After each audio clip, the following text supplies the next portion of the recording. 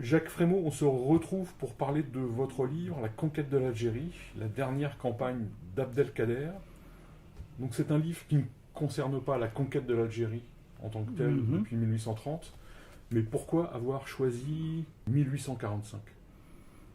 Bon, ben, disons que ce sont des circonstances un peu particulières. C'est-à-dire que lorsque j'ai commencé mes recherches en histoire, c'était en maîtrise, hein, à l'époque il n'y avait qu'une année de maîtrise, je voulais travailler sur la conquête de l'Algérie, et donc bien sûr on ne peut pas faire un mémoire qui englobe tout. Et le professeur Gagnage qui me dirigeait à l'époque m'avait proposé donc de prendre plusieurs épisodes, plusieurs séquences, et notamment c'est celle-là qui m'avait retenu, hein. Donc c'était intéressant parce que c'était la fin justement des campagnes d'Abdelkader, et c'était aussi la dernière grande insurrection qu'avait réprimé Bugeaud. Voilà. Pourquoi Abdelkader reprend le combat à ce moment-là? C'est-à-dire il l'avait jamais vraiment abandonné, mais comme vous savez, il avait été, après plusieurs années de combat à partir de la reprise de la guerre, donc en 1840, et donc des opérations contre les troupes françaises, et il avait été obligé de quitter l'Algérie après la prise de la Smala, donc de son camp mobile en 1843, et il s'était réfugié donc au Maroc, à l'abri donc dans un territoire marocain qui était inviolable pour des raisons internationales. Et donc, en lançant quelques raids. Et alors, ce qui se passe en 1845, mais pas au début de 1845, au printemps plus exactement, c'est une reprise de l'insurrection qui n'est pas dirigée par lui, mais qui est dirigée par ce qu'on appelle des shorfas, c'est-à-dire des personnages qui se prétendent descendants du prophète, et qui dans une atmosphère très millénariste finalement, et qui prétendent qu'ils vont chasser les Français, établir même le règne de la religion sur le monde entier. La guerre, ce sera la fin des temps. Hein, et certains d'entre eux même prennent le nom de maître de l'heure, hein, Maola Sa'a, c'est-à-dire l'homme qui vient à la fin des temps. Et donc, ce sont des insurrections qui se produisent dans le centre de l'Algérie, enfin la région de la plaine du Chélif, le massif de Dahra, donc au nord de la plaine du Chélif. Ces insurrections excitent considérablement, enfin, mettent l'armée française en branle, à partir donc du printemps 1845. La situation se calme ensuite en été, parce que l'été n'est plus une saison, vu la chaleur, ce n'est plus une saison favorable aux opérations. Et en 1800, donc au mois de septembre 1845, Abdelkader donc décide de reprendre le combat. Il rentre en territoire algérien, donc dans la province de l'Ouest, hein, c'est-à-dire la province d'Oran. Et là, c'est sans doute quelque chose qui va faciliter son action, c'est l'écrasement donc d'une petite colonne française, la colonne Montagnac, qui l'écrase donc au mois de septembre. Voilà. Et donc, il semble qu'Abdelkader a voulu, en quelque sorte, profiter de la situation très troublée de l'Algérie, et aussi de l'absence de Bugeaud, qui n'est pas là, qui est en vacances, enfin en France à ce moment-là. Parce que à lire votre livre, c'était une tentative vaine. Oui, il est pas sûr du tout que. C'est-à-dire que je crois que l'idée d'Abdelkader, depuis le début, c'était de décourager les Français. Non pas, il savait très bien, parce que c'est un homme informé et intelligent, que son armée n'avait pas la capacité de vaincre l'armée française, mais il espérait quand même que les Français finiraient par se décourager. Et donc, il semble que c'était une action aussi destinée à les désespérer, à leur montrer que la guerre finalement était toujours recommencer sans arrêt. Hein, et ça n'est pas impossible finalement, parce que les officiers français étaient très découragés à la fin de 1845, au début de 1846. Hein, donc ça aurait pu être possible. Avant d'aller plus loin, est-ce que vous pouvez nous faire un tableau des forces en présence?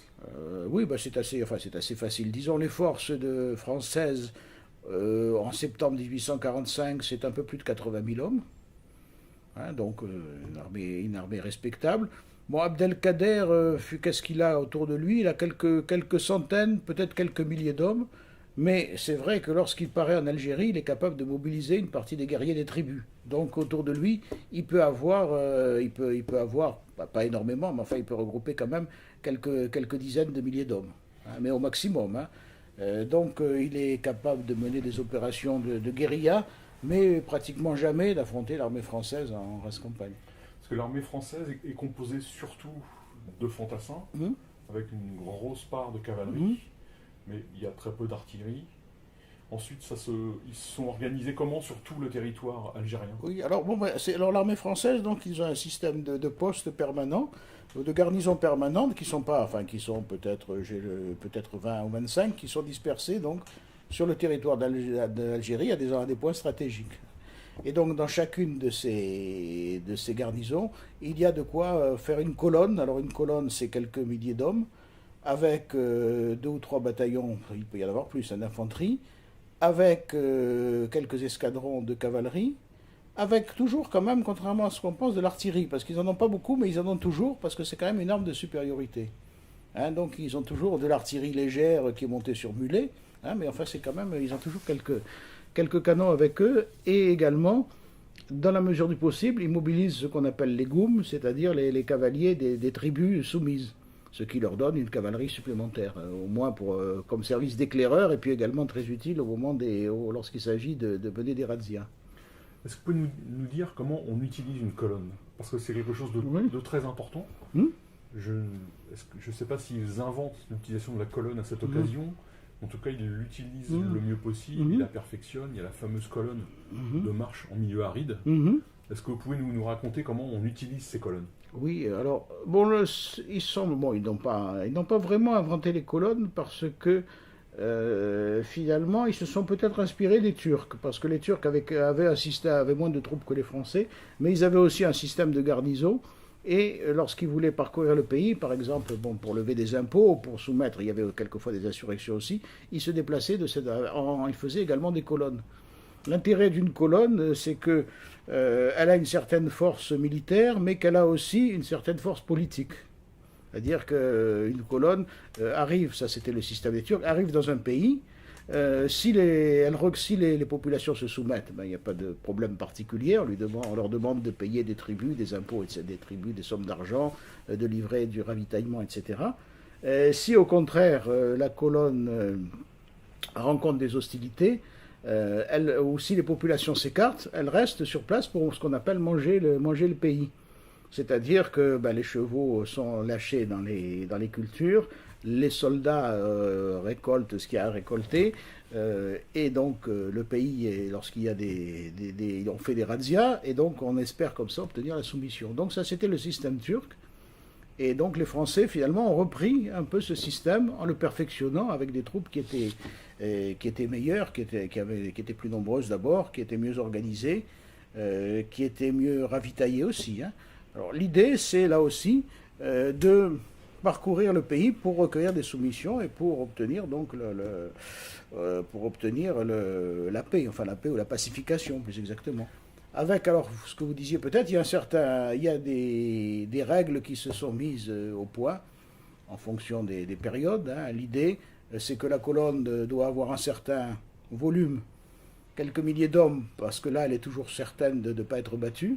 Si elle est trop peu nombreuse, comme c'est arrivé à Montagnac, elle peut être écrasée, donc il lui faut un certain nombre de soldats.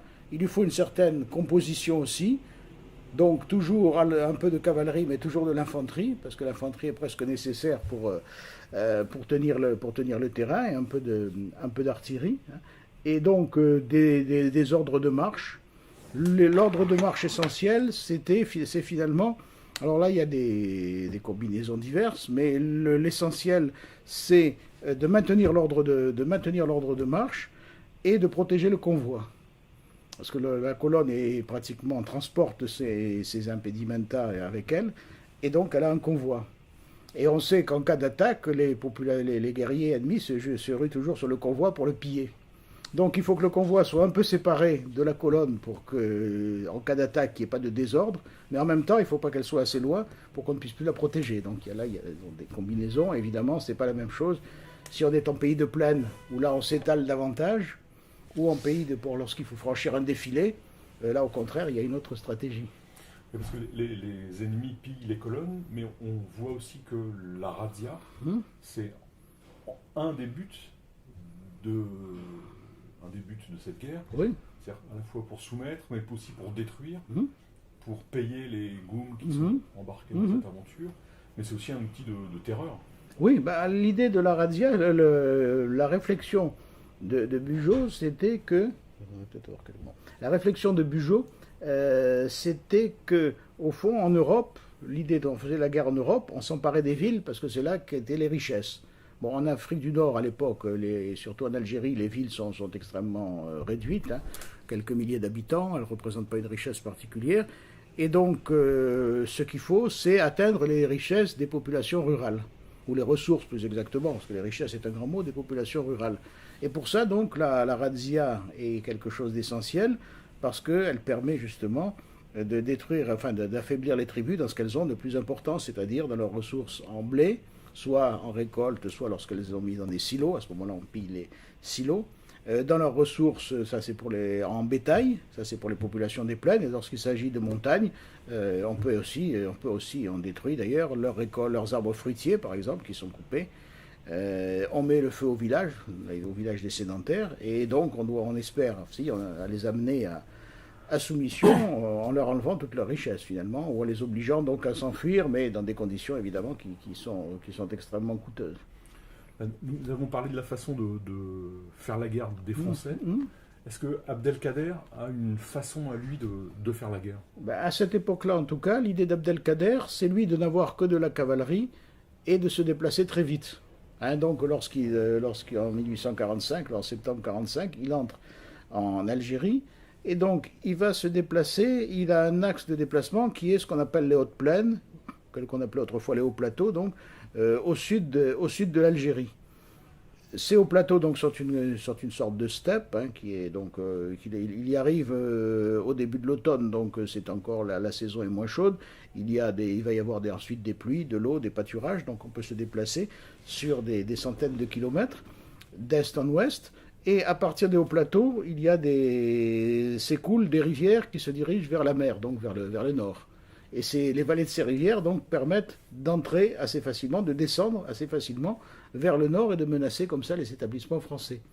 Donc c'est une stratégie finalement qui est assez intelligente, parce qu'il est maître de l'endroit où il va frapper en quelque sorte, puisqu'il se déplace sur ce grand axe est-ouest et il peut attaquer les établissements français en choisissant plus ou moins d'aller plus ou moins à l'ouest, ce qui oblige les colonnes françaises qui essayent de le pourchasser à des mouvements qui sont difficiles. Et d'ailleurs, ils arrivent difficilement à l'atteindre. Oui, il y a une carte dans votre livre qui montre qu'en fait, c'est extrêmement compliqué pour les Français de suivre.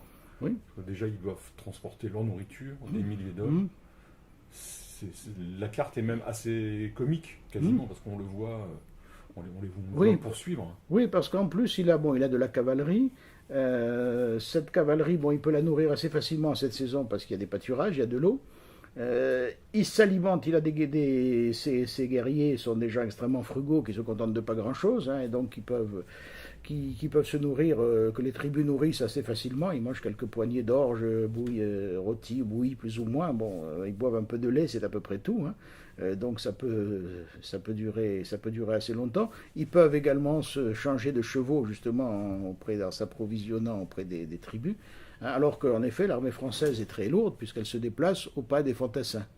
Hein, l'idée c'est que si on attaque la cavalerie française peut battre assez facilement les cavaliers arabes, mais elle n'est pas extrêmement efficace parce que les chevaux sont très chargés, ils sont lourds. Les cavaliers ils s'usent assez facilement, ils ne durent pas très longtemps, et donc attaquer uniquement avec des chevaux, c'est assez suicidaire. Donc il faut que les chevaux soient toujours soutenus par des fantassins. Parce que l'autre chose qu'on voit dans votre livre, c'est que les cavaliers, les troupes d'Abdelkader sont des gens qui se contentent de peu de choses, qui ont besoin de peu. En revanche, les Français ont besoin de beaucoup plus. Mais on a le sentiment que tous ces besoins de l'armée française ne sont pas anticipés par l'état-major. Parce qu'à des moments, vous dites qu'ils n'ont plus de chaussures, le nombre d'indisponibles, et je crois qu'elle poids de 30%. Oui, il y en a énormément. Oui. Parce qu'ils sont malades. Oui, ils sont malades, fatigués, épuisés, oui. Et donc il faut les extraire du champ de bataille au plus vite. Oui, parce que justement, Ces soldats, bon, d'abord, ce sont des conscrits. Il y a un certain nombre de conscrits venus de métropole, bon, qui ne sont pas du tout habitués au climat. Il y a déjà cette difficulté, qui sont pas, qui vivent, qui sont à l'extérieur, donc qui ne sont pas habitués à vivre à l'extérieur, qui ne peuvent pas choisir leurs emplacements, donc qui souvent circulent dans des conditions climatiques qui ne sont pas très bonnes, qui bivouaquent au fond de vallées qui sont assez malsaines, hein, à cause de la malaria. La nourriture, effectivement, bon, elle suit difficilement.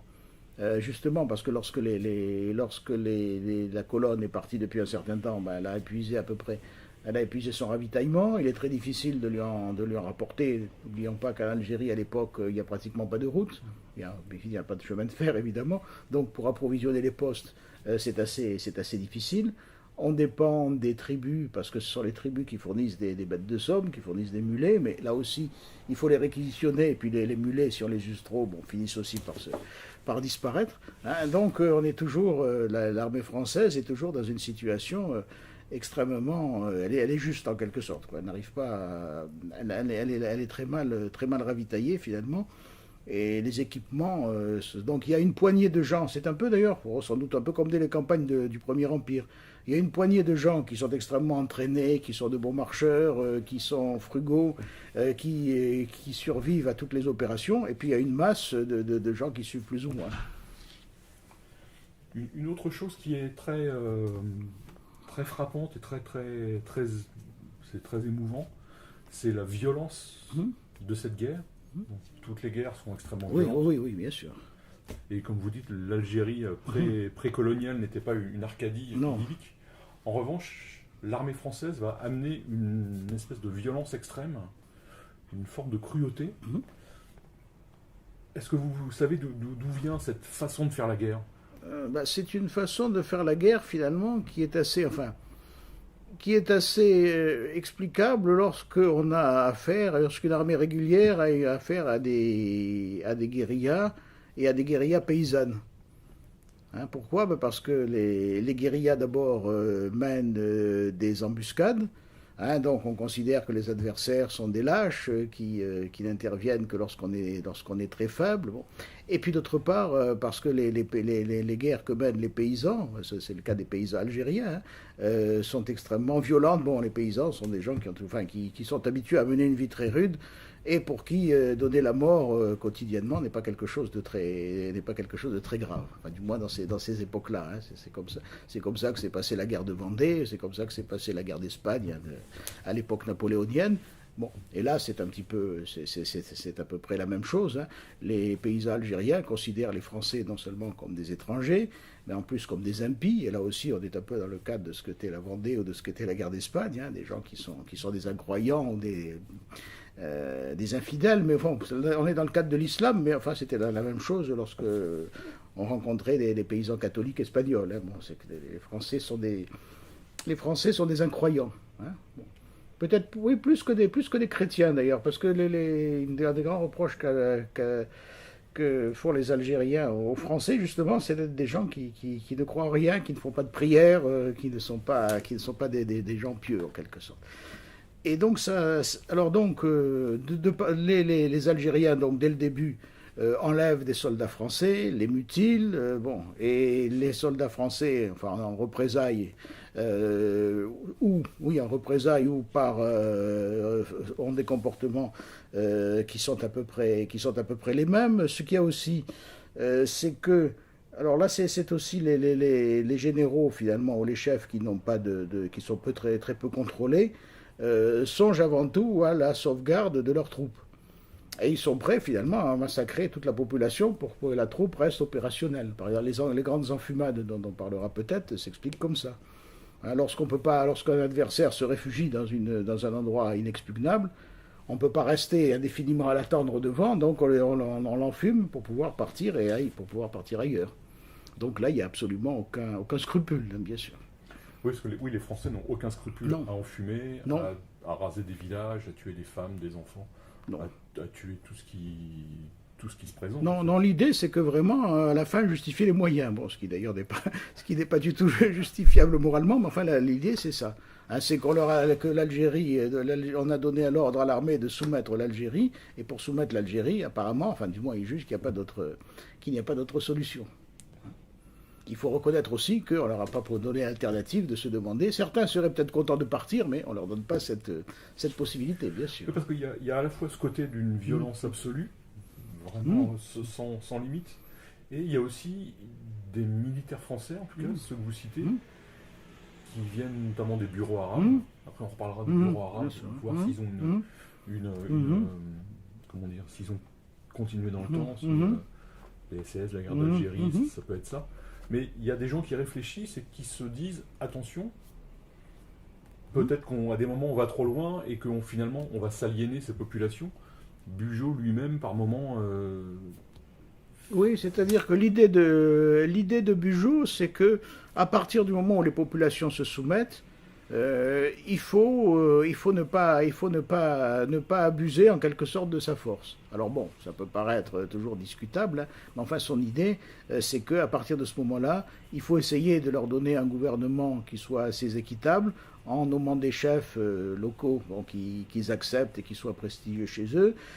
Il faut essayer de leur donner des ressources en leur donnant des conseils en matière d'agriculture, par exemple, en matière d'élevage. Il faut ne pas vouloir les spolier de leurs terres, hein, et donc là on va avoir dès le début une grande opposition avec les représentants du parti des colons qui au contraire voudraient que les terres soient faciles à acquérir pour les Européens. Hein, donc il y a l'idée effectivement que l'armée doit protéger, une fois qu'elle a conquis, qu'elle doit protéger les populations. Hein. On va parler de la vision politique entre guillemets de l'Algérie par Bugeaud. Bugeaud a un projet de colonisation militaire de l'Algérie, si j'ai bien oui, tout à fait. compris, qui s'oppose de façon plus ou moins puissante et absolue à une colonisation, disons, civile de l'Algérie. Oui, l'idée de Bugeaud est assez simple finalement, c'est que l'Algérie a été conquise par la force, par des moyens, avec un emploi de la force et des ressources militaires extrêmement importantes, et que l'Algérie est un pays qui n'est que superficiellement soumis, dont le soulèvement est toujours possible. Or, on ne peut pas maintenir sans arrêt une armée puissante en Algérie, parce que la France peut avoir besoin de son armée ailleurs. Donc l'idée, c'est de créer un système de contrôle de l'Algérie qui soit solide et qui ne soit pas trop coûteux. Et c'est comme ça donc qu'il conçoit l'occupation de l'Algérie et sa colonisation par des sortes des régiments de paysans soldats.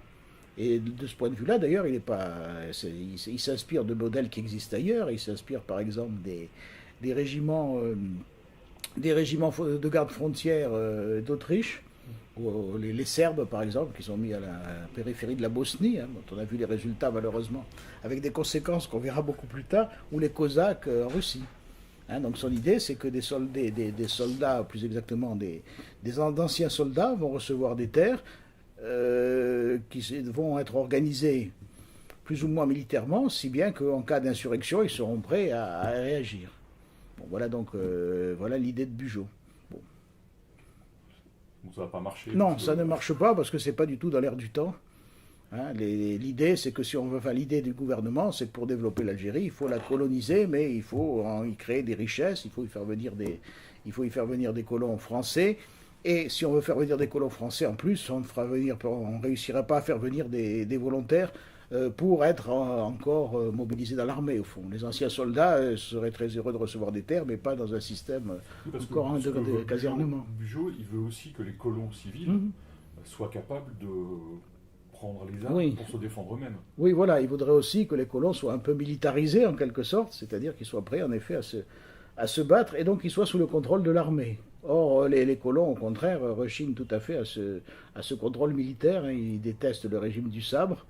Bon, d'une part, parce qu'effectivement, les officiers se comportent avec beaucoup de morgue, souvent vis-à-vis des civils.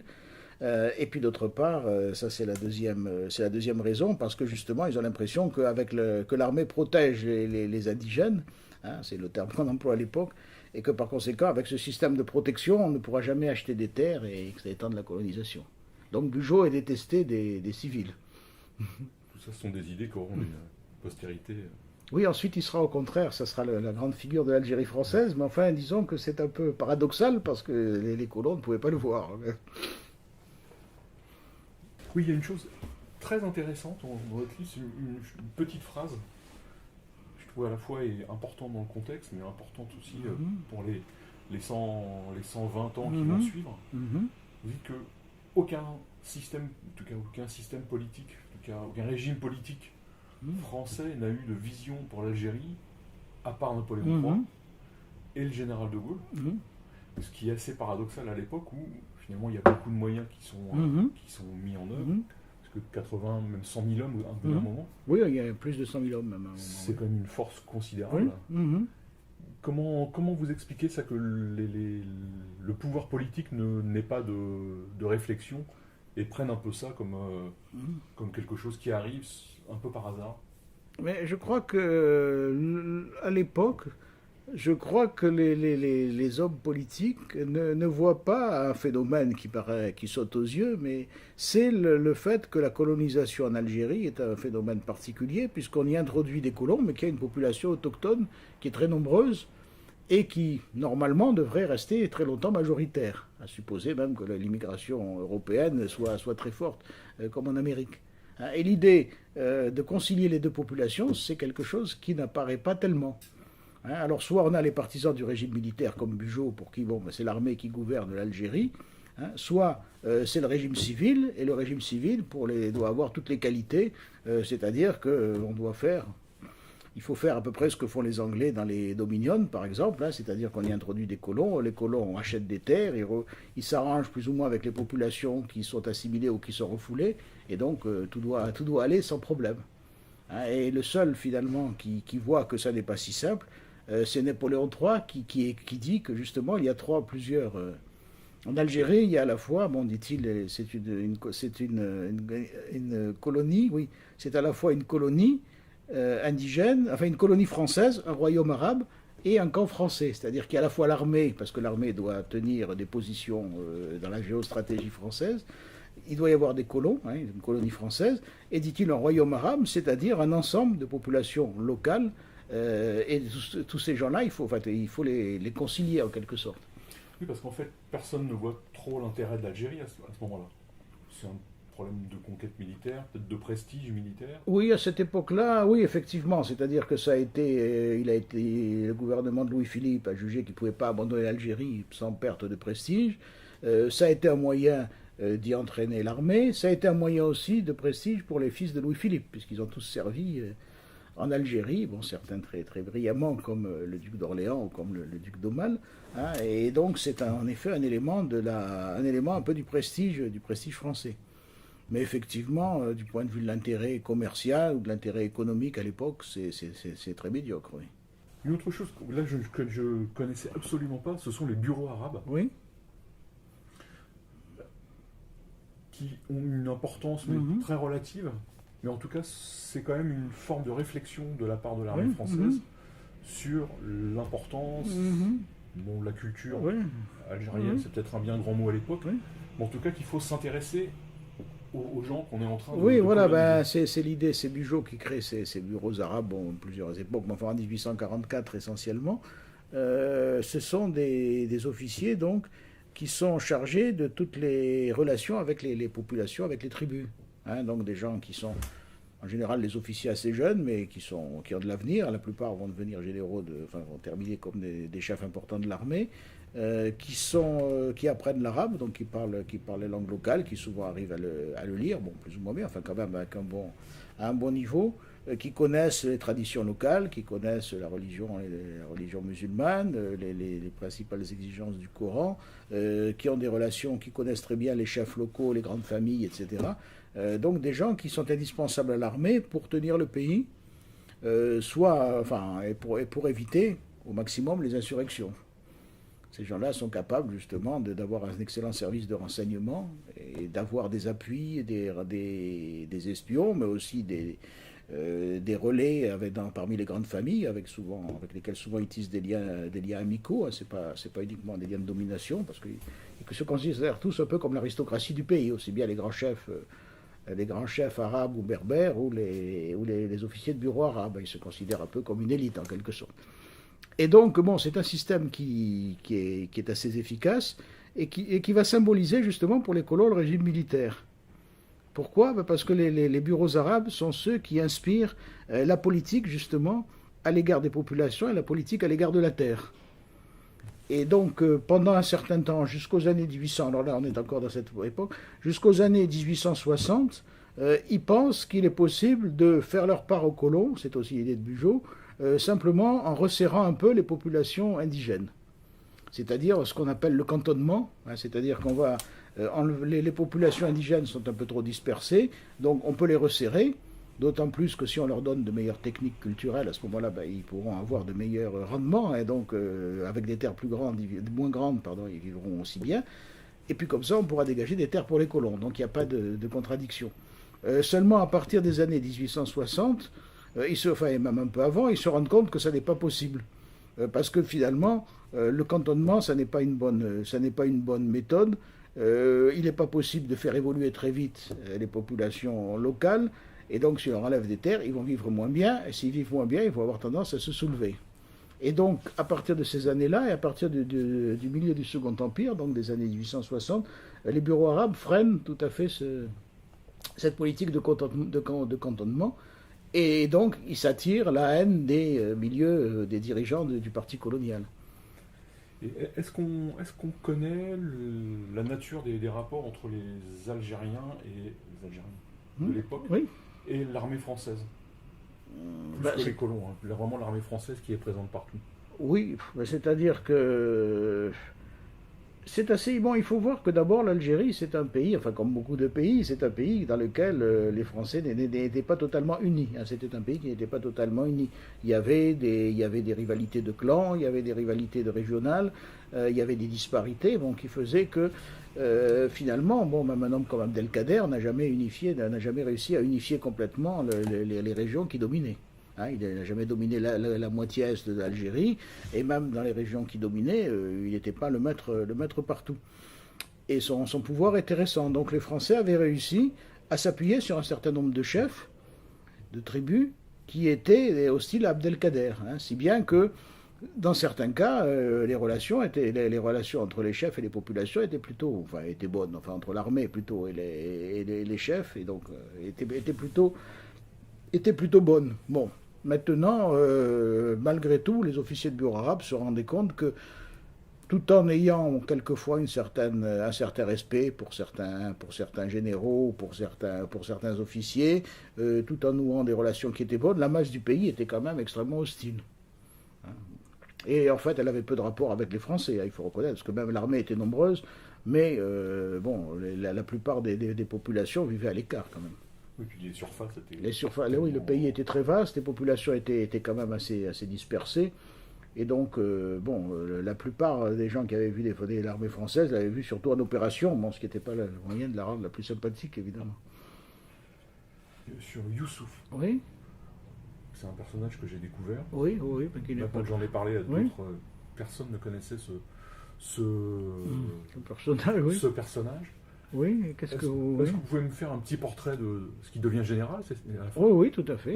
C'est une carrière très brillante. En fait, c'est quelqu'un qui est né vers 1808 à peu près, hein, à Tunis, dont on ne connaît pas exactement les origines. Alors, est-ce qu'il est sans doute d'une famille très modeste? Est-ce que c'est une famille chrétienne? Est-ce que c'est d'origine italienne? Est-ce que c'est une famille juive? Est-ce que c'est une famille musulmane? On n'a jamais très bien su.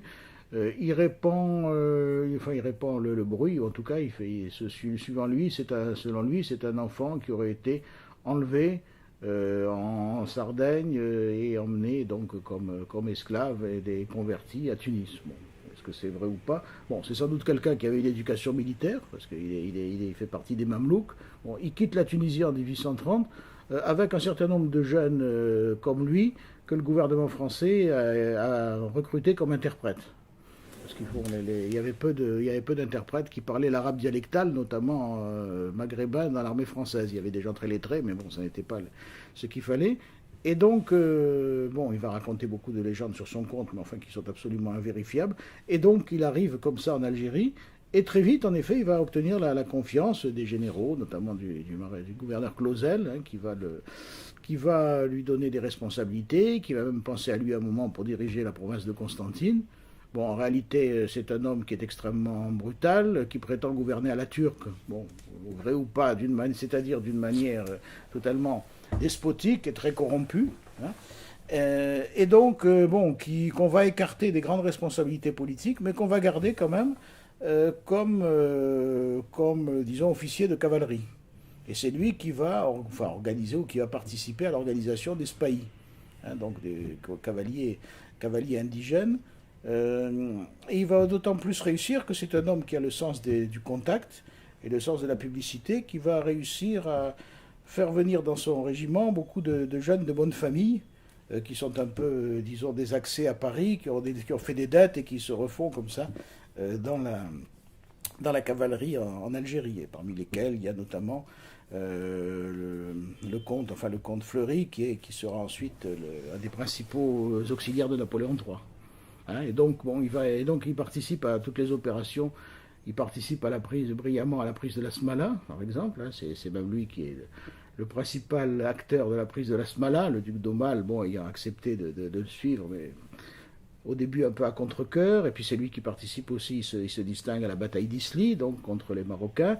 Dans les campagnes qu'on voit dans ce livre-là aussi, il utilise sa cavalerie donc pour la poursuite d'Abdelkader, bon, qui ne réussit pas, mais enfin qui a rattrapé, mais enfin à qui il inflige quand même des pertes. Et donc il va mener cette carrière, effectivement. Il va être très vite général de brigade, puis général de division. Au début, il sert à titre indigène, et puis grâce à Napoléon III, il sert à titre français. Et il va faire une belle carrière comme ça, il va quitter l'Algérie vers 1800, j'ai oublié la date précise, vers 66 ou 67, essentiellement parce que sa femme, qui est une femme ambitieuse, s'est brouillée avec l'épouse du maréchal MacMahon. Bon, ça fait 2 personnes de trop. Il y en a une de trop, en quelque sorte, et donc il est envoyé à prendre la garnison de la division de Montpellier, et il meurt à Montpellier d'ailleurs, mais... Alors, au début, c'était présenté, c'est un personnage bizarre, au début, c'était présenté comme musulman, et puis ensuite, il s'est converti, si c'est le cas, au catholicisme le plus ostentatoire. Enfin, en tout cas, c'est une figure assez spectaculaire. Oui, c'est une figure spectaculaire, mais pas très sympathique. Hein. Je pense, il valait mieux ne pas le rencontrer en opération, je pense. Sur l'armée française, on voit aussi, en lisant votre livre, que l'Algérie va être le passage des plus grands chefs de l'armée française. Dans les années 70, à la fois des très bons comme des très mauvais. Oui, surtout des très bons, il n'y en a pas énormément, il faut bien reconnaître, malheureusement. Mais là aussi, est-ce que vous pouvez nous parler, parce que c'est vraiment le passage qui va former une espèce d'élite. Oui, parce que comme c'est le seul théâtre d'opération de la France, donc entre 1830, enfin un peu après 1830 et 1848 finalement, tous les officiers ambitieux et d'avenir passent en Algérie. Alors effectivement, bon, et se forment autour de Bugeaud. Bon, il y a Pélissier qui commandera donc en Crimée. Il y a MacMahon, bon, qui est encore assez jeune, mais enfin qui va avoir des responsabilités importantes. Bazaine, des gens qui seront peut-être plus brillants comme Chanzy, par exemple, qui est jeune à l'époque. Hein. Donc, et alors bon, la question qu'on s'est posée, c'était de savoir si, disons que l'armée française ne s'était pas, les officiers ou les généraux, s'étaient pas démoralisés en menant ces opérations en Algérie. Bon, ça c'est très difficile à savoir finalement, parce que bon, ça leur donnait effectivement le sens du terrain, pas forcément en effet le sens de l'organisation et en grande. Et bon, est-ce que par exemple les autres armées à l'époque étaient plus compétentes finalement? Il y avait de grands états-majors que dans l'armée prussienne. Hein, et c'est après la défaite française qu'on a créé un grand état-major en Russie, qu'on en a créé dans les autres pays. Donc, est-ce que vraiment ça a été si grave? Ça n'est pas sûr. Est-ce que ce que va apprendre l'armée française en Algérie à cette époque, est-ce que c'est une chose qui va se transmettre à l'intérieur de l'armée française et qui va perdurer? Moi je pensais à la guerre du Rif, qui ressemble à cette guerre, avec plein de différences, mais qui ressemble quand même beaucoup. Évidemment, on pense à la guerre d'Algérie, la dernière. Est-ce que les militaires français du XXe siècle ont la culture de cette violence, de la razzia, Oui, disons que cette façon de procéder, enfin les opérations par colonne, etc., ça dure pratiquement jusqu'à la guerre du Rif à peu près. À partir de ce moment-là, c'est plus tellement possible, ne serait-ce qu'à cause de la puissance de feu des troupes adverses. Et puis bon, il y en a d'autres moyens de transport, etc., donc c'est différent. Autrement, là, qu'est-ce qui reste de ça? Ça n'est plus la razzia non plus, parce que la razzia, bon, ce type de guerre est condamné par des gens comme Gallieni, bon, qui n'est pas de l'armée d'Afrique, mais enfin, ou des gens comme Lyautey, hein, qui considèrent qu'au contraire, le but de la guerre, c'est de soumettre les populations le plus possible, mais de permettre la reconstitution de la vie économique dès que donc on détruit le moins possible. Hein, c'est l'idée que c'est la phrase de Lyautey, ou je ne sais plus si c'est Gallieni, enfin ça aurait pu être l'un ou l'autre, il dit on ne prend pas un village de la même façon lorsqu'on pense au marché qu'il faudra y organiser le lendemain. Hein, donc l'idée de mener une guerre qui quand même évite ces grandes opérations très destructrices quand même, hein, donc avec un peu plus d'humanité. Ce qui reste aussi, c'est l'idée sans doute, mais ça c'est l'idée qui se transforme dans l'armée française quand même, c'est qu'on ne peut pas faire la guerre dans ces pays sans une connaissance du pays, sans une connaissance assez intime. Hein, c'était la tradition des bureaux arabes au fond. Hein, lorsqu'on va quelque part, on doit s'intéresser vraiment aux populations. On ne vient pas simplement pour faire une opération militaire, on vient aussi pour nouer des contacts, hein, en quelque sorte. Ce qui est intéressant, c'est de voir le changement des rapports entre les colons et les soldats en 1845 et ensuite les rapports qui vont être inversés complètement jusqu'en 61, 62, quoi. Oui, et encore, ça n'est pas si net que. C'est-à-dire que pendant très longtemps, finalement, bon, les colons, enfin, ce qui est un mot d'ailleurs un peu inexact, parce que bon, le nombre d'agriculteurs est très faible finalement dans la population européenne. Les colons, donc, ou là, ceux qui les représentent, ont surtout pour but le développement du pays, et ils sous-estiment la menace dite indigène. Hein? Bon, donc ça va être, sauf à quelques périodes, comme par exemple au moment de l'insurrection de 1871, mais l'idée c'est quand même que l'armée n'a pas tellement ne doit pas gouverner le pays, et que le pays doit être gouverné par des civils. Alors effectivement, à partir de la guerre d'Algérie, l'armée se présente ou est vue comme les colons, comme la garantie évidemment de la présence française. Mais d'une façon qui n'est pas exactement la même, parce que les colons, dans l'ensemble, les colons sont plutôt partisans d'une doctrine d'assimilation en quelque sorte, c'est-à-dire que les populations locales, la façon de garder le pays doit se faire par la transformation des populations en français en quelque sorte. Alors que les représentants de l'armée sont beaucoup plus sensibles, semble-t-il, à la doctrine de l'intégration, hein, c'est-à-dire permettre aux populations locales de conserver un certain nombre de traditions, de conserver leur spécificité, et surtout, les militaires sont très conscients des injustices que le système colonial a fait peser sur l'Algérie, et souvent très critiques vis-à-vis des colons d'ailleurs. Donc ça n'est pas une compréhension totale. Ah ouais. Hein, c'est surtout contre De Gaulle que tout le monde va se rassembler, mais là c'est assez particulier. Oui, comme vous dites, c'est lui, là au moins, quelque chose à dire sur l'Algérie. Oui, voilà, il pense quelque chose. Quoi. Oui, voilà, lui avait mais son idée justement, c'est que l'Algérie ne peut pas être considérée comme la France et qu'on ne peut pas y adopter, et qu'on ne peut pas y appliquer justement appliquer les institutions françaises à l'Algérie, en faire des départements français. Pour finir, est-ce que vous pouvez nous raconter la fin d'Abdelkader? Parce que c'est une belle fin. Oui, Abdelkader, se rend, c'est un peu compliqué. Bon, enfin, disons qu'il fait ça.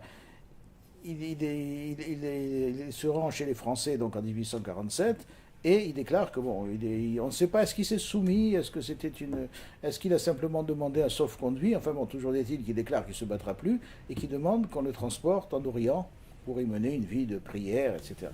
Et le gouvernement français donc le lui promet. Seulement sur ces entrefaites arrive la Révolution, etc. Et donc Abdelkader est déporté en France, d'abord à Toulon, puis ensuite, enfin plusieurs endroits, à Pau, puis à Amboise. Donc il va y rester 5 ans. Et pendant ces 5 ans donc, de captivité, il rencontre finalement beaucoup de gens qui vont le voir.